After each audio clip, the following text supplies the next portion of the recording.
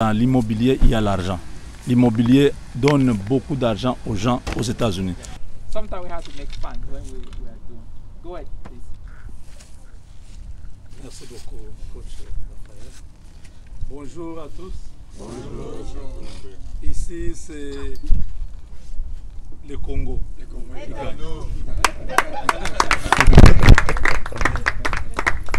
Je suis fier aujourd'hui de dire que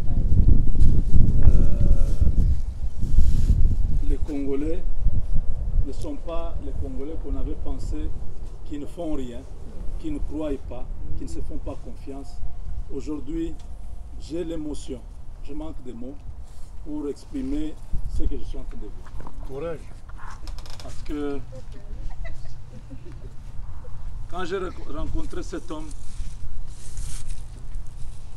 dans ma tête, il y avait vous tous. Je vous avais déjà vu, sans que vous soyez là. Nous avons eu une longue discussion avec lui, où je lui ai dit, notre communauté doit devenir aussi une communauté importante aux États-Unis, influente.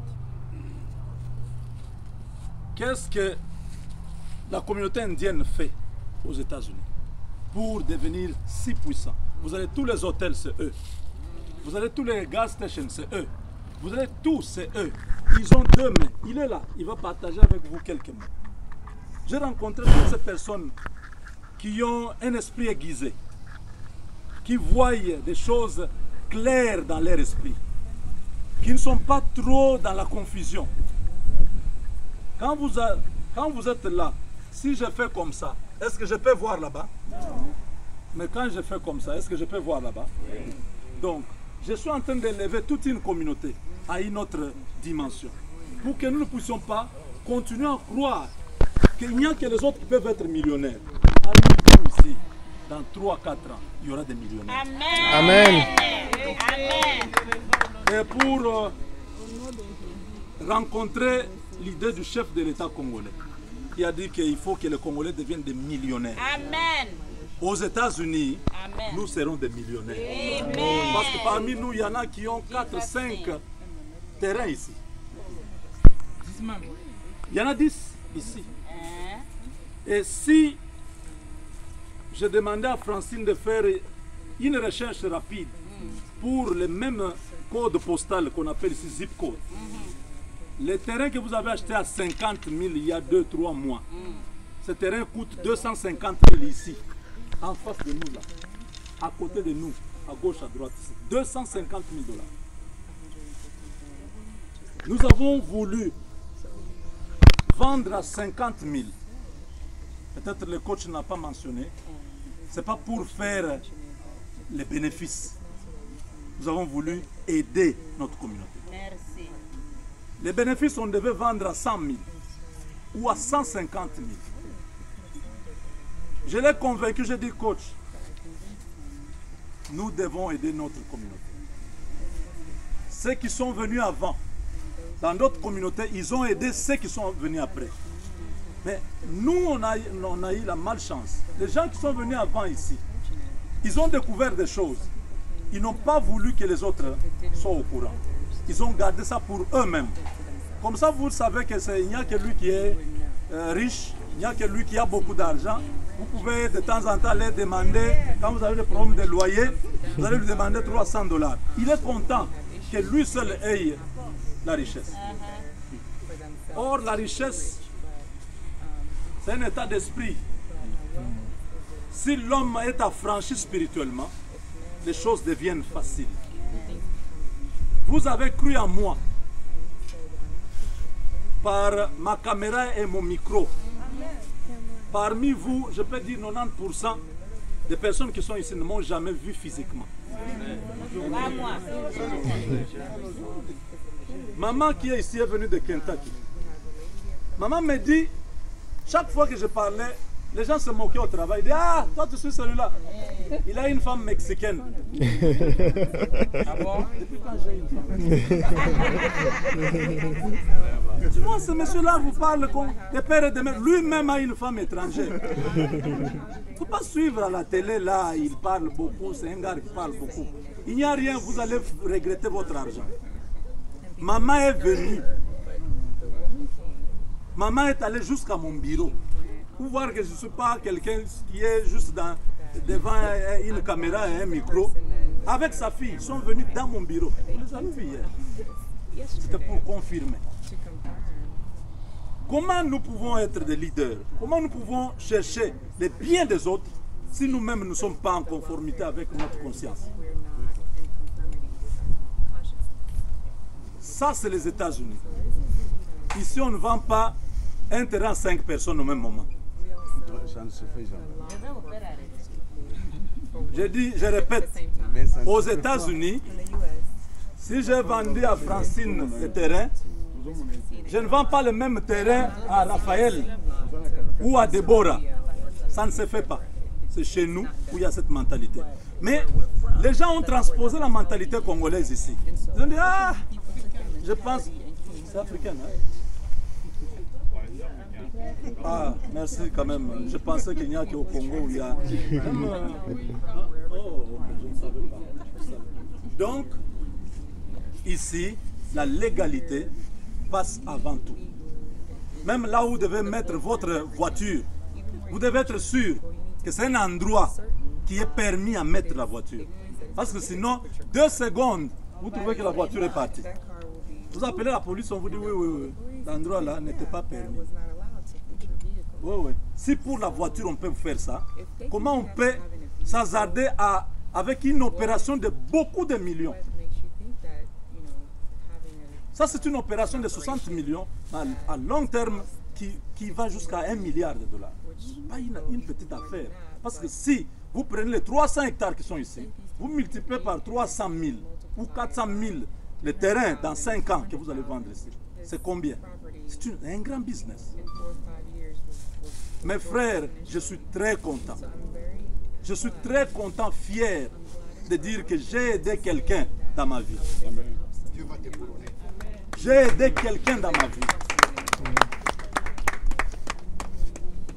Parce que je pouvais m'asseoir sur l'information et ne pas vouloir que les autres...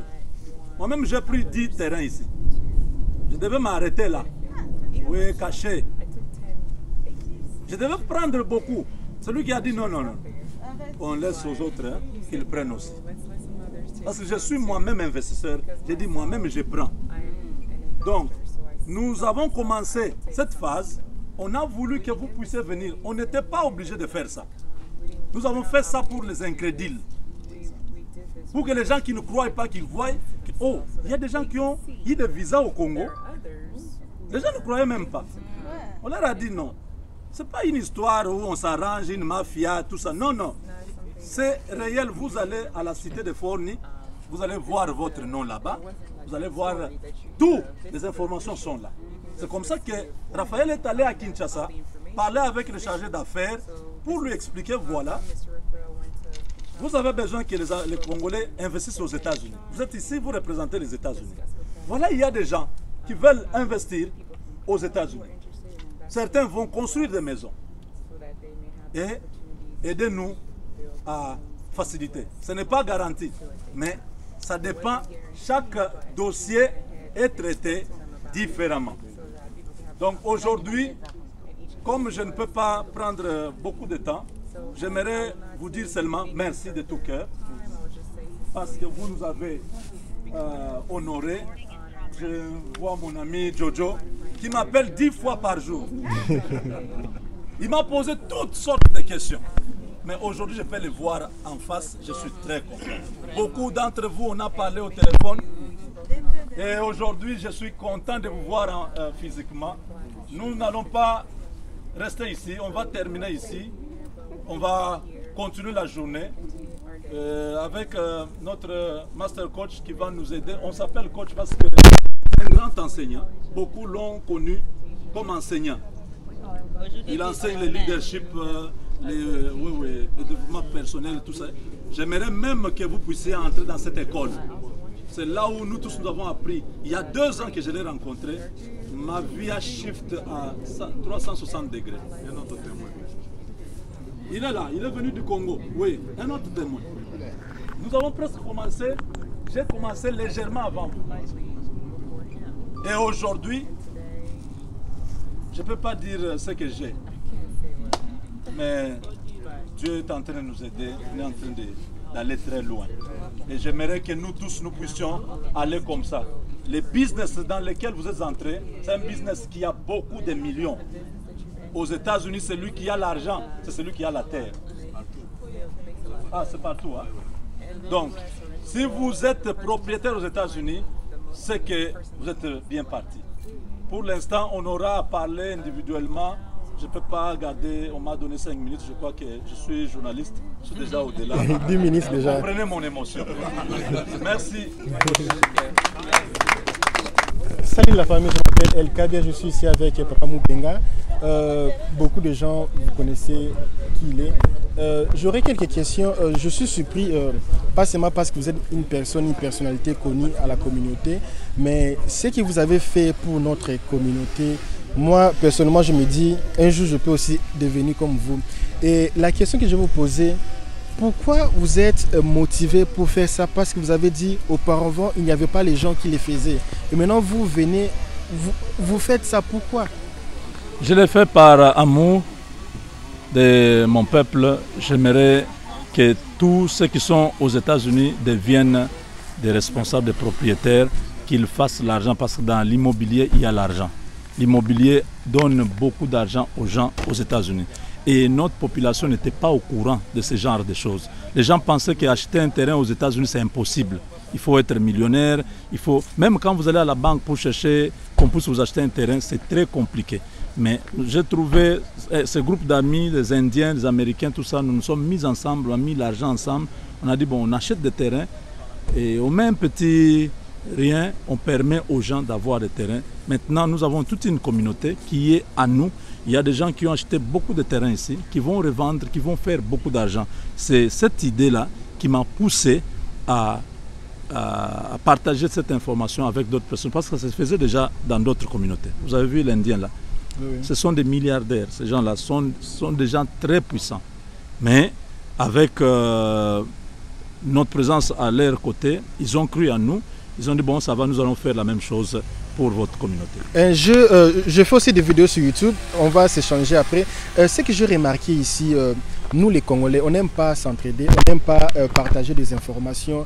Quand un Congolais connaît quelque chose, il ne veut pas l'autre Congolais puisse connaître. C'est dit à quoi? Pourquoi nous, on n'aime pas partager des expériences, partager, parce que vous êtes ici, ça fait beaucoup d'années, et moi je suis encore nouveau. C'est dit à quoi? Pourquoi les Congolais ou les Africains n'aiment pas partager les informations? Seulement... Et pourquoi vous aussi, vous voulez maintenant commencer à briser ces tabous-là? Oui, c'est par ignorance que les gens agissent comme ça. Ils ne savent pas que dans l'union, il y a la force. Si quelqu'un savait que si on se met à 3, on peut acheter une station d'essence, il ne ferait pas ce qu'il est en train de faire. Les gens sont en train de se mettre des barrières et ils sont limités. En voulant régner seul, on finit par tomber. Mais si on est nombreux, on se soutient, on avance, on va de l'avant ensemble. Je vais vous demander de dire merci. On est déjà plus de 7000 abonnés sur YouTube. On vient de commencer à peine, on a 10 ou 11 mois. Ma chaîne c'est El Kabia USA. Un mot pour les abonnés. Il y a aussi les abonnés qui sont aussi abonnés chez vous. Pour tous les abonnés de El Kabia USA, je vous dis de continuer à suivre cette chaîne. C'est une chaîne qui travaille pour la communauté. Encourager d'autres personnes, partager les vidéos, aimer les vidéos, commenter, aider notre frère à améliorer son travail. Merci beaucoup. Je pense à la prochaine, on fera encore des vidéos pour parler du Congo. Merci beaucoup. Okay.